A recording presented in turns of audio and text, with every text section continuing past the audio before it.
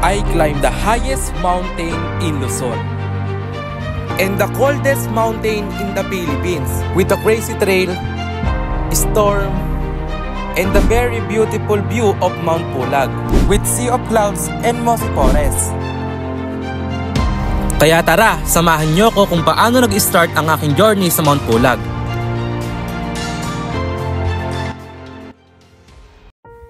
Isa ako sa 4 na magkakapatid ng punong-puno ng pangarap sa buhay, na sana balang araw ay makamit namin ang aming mga pangarap.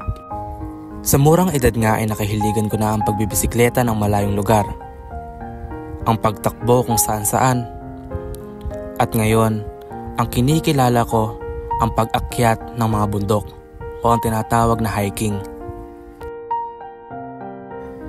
One of my inspiration in this passion is Ma'am Joyce. Ma'am Joyce is a certified backpacker. That's why I'm also interested because of her posts through social media. Sa dami ng kanyang napuntahang bundok, sinong hindi maiinggit? Kaya sabi ko, soon mapupuntahan ko din ang mga yon. We also know each other, so I told myself that soon I would also visit some of the places he had visited. At ayun nga, ang Mount Pulag. Kaya sa bahay pa lang ay nag-research na ako about sa Mount Pulag. Mount Pulag is the 3rd highest mountain in the Philippines, the highest peak in Luzon. Napag-alaman ko rin na may 3 siyang trail at ang pinakamadali ay ang Bangig Trail. Kaya tara, samahan niyo ko sa aking journey sa Mount Pulag.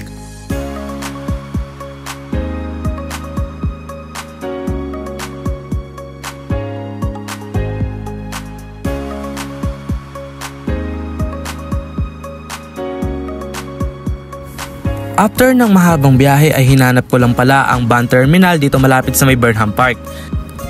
Sumakay nga pala ako pa Baguio to Bocod, Benguet dahil doon ako bababa sa may DENR. After ng mahabang biyahe ay nandito na tayo sa may DENR. Kailangan nga po pala natin magpa-medical for only 150 pesos per head.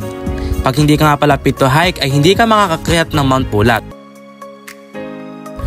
After mo nga pala magpa-medical ay papasok na kayo sa may orientation dito sa may DENR. Magbabayad nga pala kayo ng entrance fee for only 250 pesos per head. Environmental and cultural heritage fee for only 300 per head.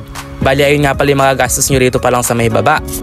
After orientation nga po pala ay may nag-aabang na sinahabal-habal for only 500 pesos papuntang Ranger Station. Pero grabe ha, ang lapit lang ng pupuntahan. And now we are here in Densha's Homestay for only 500 per night. May libreng kape na nga rin po pala sila dito.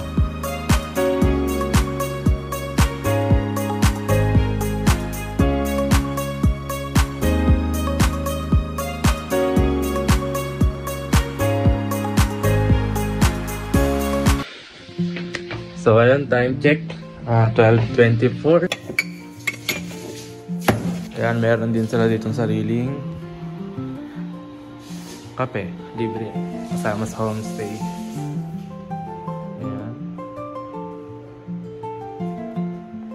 So ayan, mga 40% na tayo nakagak.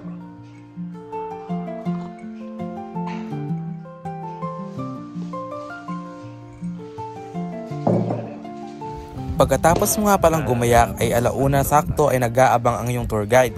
Bali 1,500 nga po pala ang bayad doon.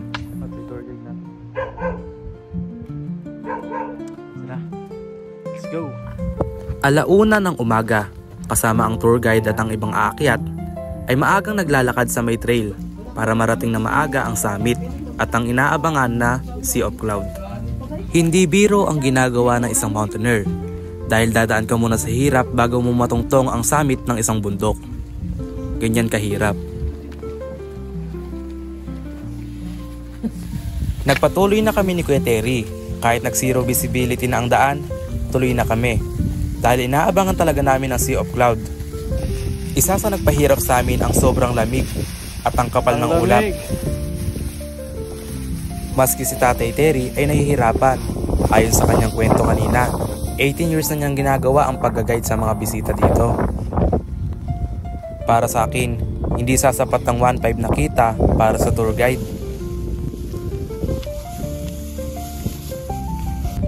Alas 5:30 ng umaga ay natungtong na ang summit ng Mount Pulag.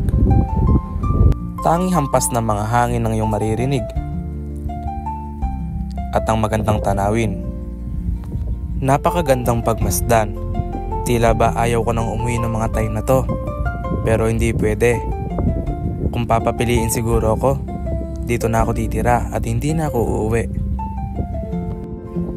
Minsan lang tayo mabuhay sa mundo, kaya piliin natin maging masaya. Ang pera napapalitan, pero yung mga oras na nasayang, hindi na mababalikan.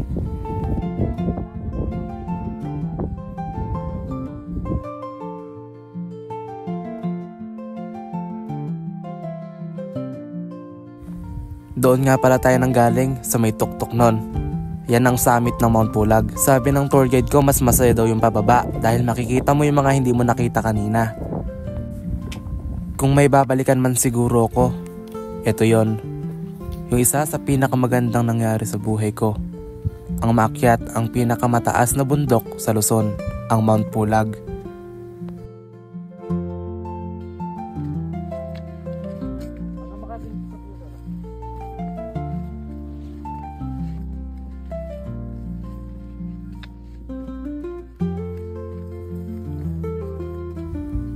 Dito nga pala sa may Camp 2, matatanaw mo ang Virgin Mountain, ang hindi ginagalaw na bundok. Kung ang kanina'y daan na punong-puno ng ulap, ngayon ay kakapiraso na lang, pero dama pa din ang napakalamig na panahon. Ito na siguro yung pinaka-dramatic moment na naranasan ko sa buhay ko. Iba kasi yung feeling talaga pag nandito ka. Feeling mo mag-isa ka at walang kasama.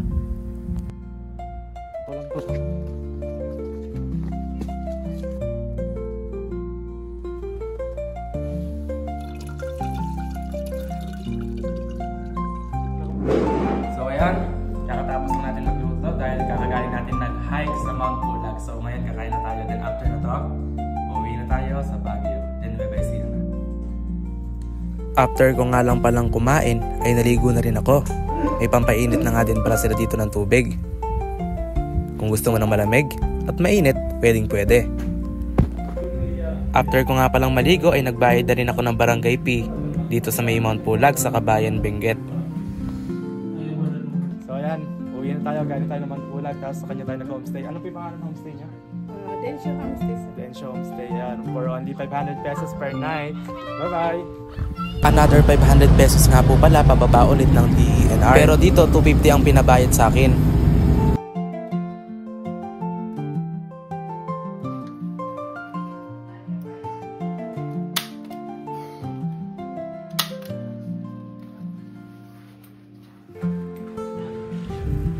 Dito nga sa part na to ay naghahanap na ako ng sasakyan ko papunta ulit ng Baguio.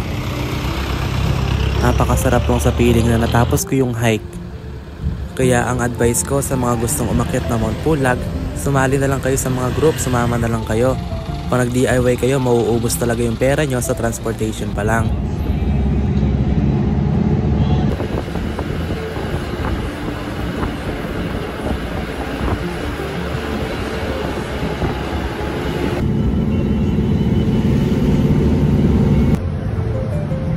Dito lang yan sa Baguio!